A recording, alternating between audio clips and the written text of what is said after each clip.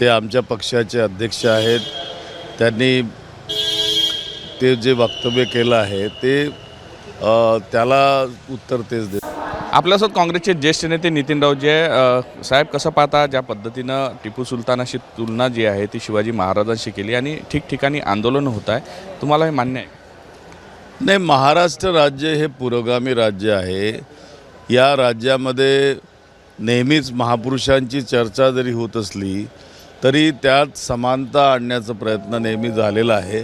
कोणत्याही प्रकारची कट्टरता त्या ठिकाणी राहणार नाही याची काळजी घेण्यात आली आणि त्या दृष्टिकोनातनं महाराष्ट्र यापुढेही चालेल हा विश्वास मला आहे. नक्कीच महाराष्ट्र चालेल, पण वक्तव्य जे केलेलं आहे त्या वक्तव्याचं तुम्ही समर्थन आहे, तुम्ही ज्येष्ठ नेते आहे, कुठंतरी या सगळ्याचा काँग्रेसवर परिणाम होणार नाही? नाही, आता त्यांनी जे वक्तव्य केलं आहे त्यावरती भाष्य करण्याचे अधिकार त्यांचेच आहेत. ते आमच्या पक्षाचे अध्यक्ष आहेत. त्यांनी ते जे वक्तव्य केलं आहे ते त्याला उत्तर तेच देतील त्या ठिकाणी. खरं तर अनेक ठिकाणी या सगळ्या विरोधात आंदोलन होते आहे. पुण्यातही आंदोलन झालं आहे. पत्रकारांसह अनेक जण जखमी झालेले आहे. म्हणजे घोषणाबाजी होते इथपर्यंत, ठीक आहे, जाडपोड होते, पण मारामारीपर्यंत, दगडफेकीपर्यंत नाही, अलीकडच्या काळामध्ये जी आंदोलनं होत आहेत ना, ती आंदोलनं काही विचारांची आंदोलनं नसतात.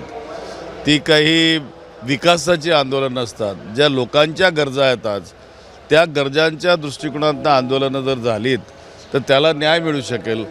मला तरी वाटतं की सर्व पक्षांनी यावर विचार करणं आवश्यक आहे. तरी आंदोलनाला शांततेनं केले पाहिजे किंवा जे काही संविधानिक मार्ग आहे त्यांना आंदोलनं हे संविधानिक मार्गानेच व्हायला पाहिजे.